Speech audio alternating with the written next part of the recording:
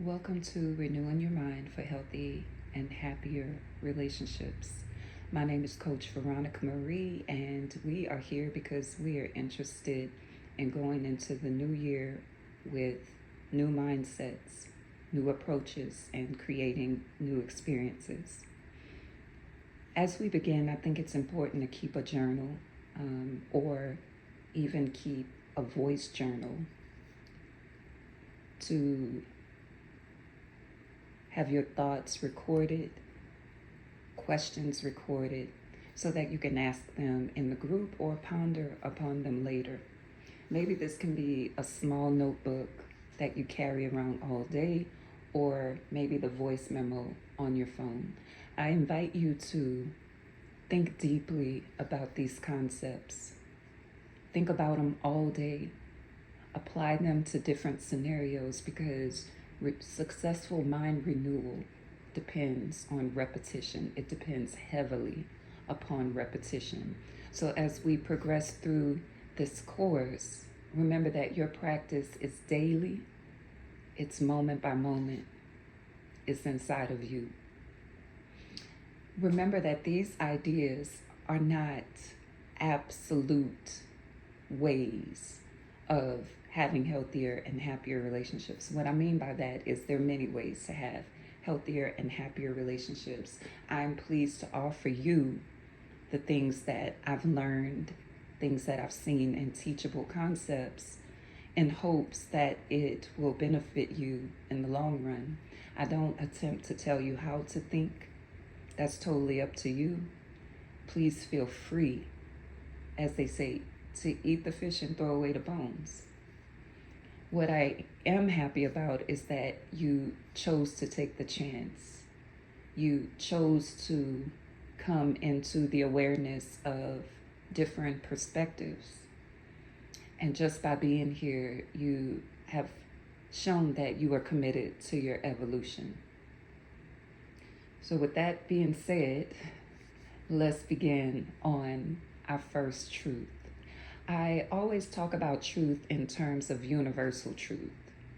Universal truth is true for everybody, every human, because it is part of our natural design. When we talk about personal truths, those can differ greatly from culture to culture, person to person, region to region.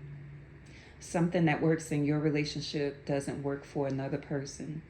Some way you think about something may differ from the way somebody else thinks about something. And so we have to really figure out how to bridge the gap because we have this human condition of living in our own head, creating our own reality. Yet we have this need to be relational. I'm here to help bridge that gap. One of the ways that we do that is we take a step back from personal truth and we view truth in from the lens of universal truth. What's universally true is that everything is as it should be. This is so important. Everything is as it should be. You see, the universe is not a human, is not thinking according to human perspectives. Remember, human perspectives are based upon many different truths, depending on the situation, depending on the culture, depending on the person's conditioning. So the universe is not operating according to personal truth. The universe is not operating in terms of ethics and morals. We can see this in the world that we live in. If so, the universe would be allowing only what is ethical, only what is moral. But see, that won't work because ethics and morality depends on culture, region, person-to-person dynamics. So the universe is not operating according to ethics or morals. The universe is not operating to enhance our comfort. The energy is operating in terms of energy. This is how good things happen to bad people, and bad things happen to good people. The universe is not operating in a personal fashion. The universe is designed to support evolution. This can be seen in nature. The universe is not growing plants solely for human consumption. The universe is growing plants for every sentient being, every animal, every insect, every organism, not just humans, and not just you, not just me. The universe has been set in motion by an intelligent mind, whatever you refer to that mind as, and it operates according to laws and principles. So the best thing that we can do is come into the light of universal truth and design our lives by universal truth. Being in harmony with the universe allows us to manifest our desires in a way that is consistent, in a way that is empowering. Operating according to universal truth allows us to have more cohesiveness as humans, less division. Within our relationships, operating according to universal truths will help us to communicate with less triggers, will help us resolve conflict when things are hard. Operating according to universal truth will help us create the safe space that allows intimacy. Operating according to universal truth helps us to heal the thoughts that exist contrary to universal truth, so that our inner soul can operate from a whole place rather than a divided place.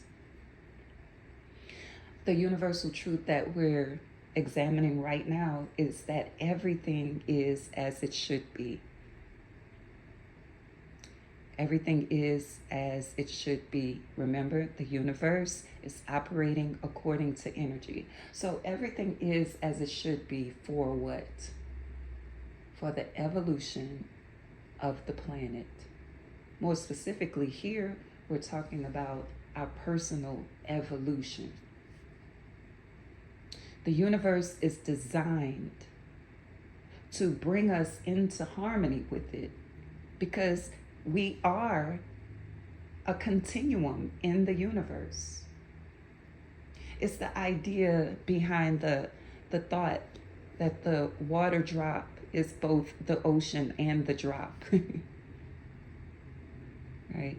When we look at a drop of water in the ocean, it is not separate from the ocean. We can take it out of the ocean, right? But it still has the essence of the water molecule. And when it is put in the presence of other water molecules in the ocean, it becomes one. In the same way, we are a localized field of energy called you, called me. And we can look at things from our individual perspective as the water drop is individual.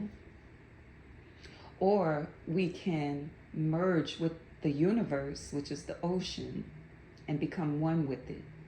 Naturally, you see the benefit of becoming one with the universe. The water drop is now able to flow. It's able to move. It's able to function as water is designed to function. And the same thing with you and me. When we are in harmony with the universe, with this vast field of energy, then we are existing in flow.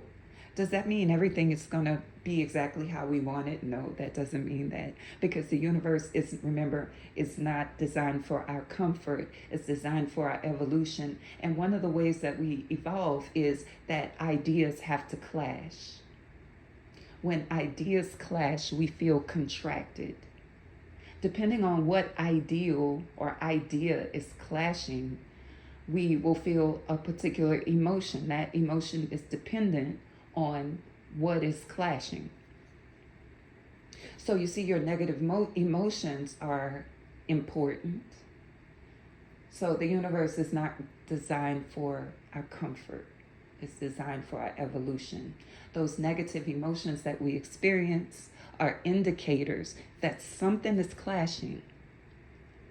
And it is my hope that by the end of this course, you'll get a clearer picture of what is actually clashing, so that you will become more aware and you will operate more consciously. What that means is, once you understand yourself in a deeper way, you will make different decisions, which will lead to different experiences, which will lead to a different emotional experience, which will lead to a renewed mind.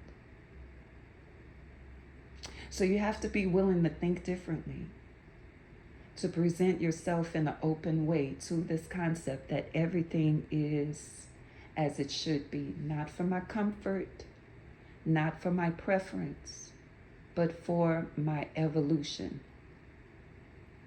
That's what we'll be exploring this week. When we take on this idea deeply, we realize that time can never be lost. Mistakes are illusions. There isn't a right or wrong decision that we have made. We come out of the need for regret. We begin to release resentment and bitterness. The way we see things change, so the way that changes, so the way we talk about it changes. The way we experience our current life begins to shift away from frustration, anxiety, agitation, and into a flow, a universal flow. Existing in flow allows the things that we need to come to us and allows us to begin to work with our desire. Existing in flow will cause our relationships to flow in different ways. Now, there's no guarantee that coming into the knowledge of this information and practicing it, there's no guarantee that the people around you are going to latch on. And they don't need to. Sometimes you're planting a seed. Biblical texts say sometimes you're watering. But they're going to grow in their own way, according to their own life path, because that is the design of the universe. So breathe through this, write through this, talk through this, ask questions in the group, practice, and congratulate yourself for taking a step in a new direction. That's the end of our teaching for today. My name is Veronica Marie. You can find me at veronicamarie.com. What you can expect in this upcoming week is self-reflective activities based upon the things that I just talked about.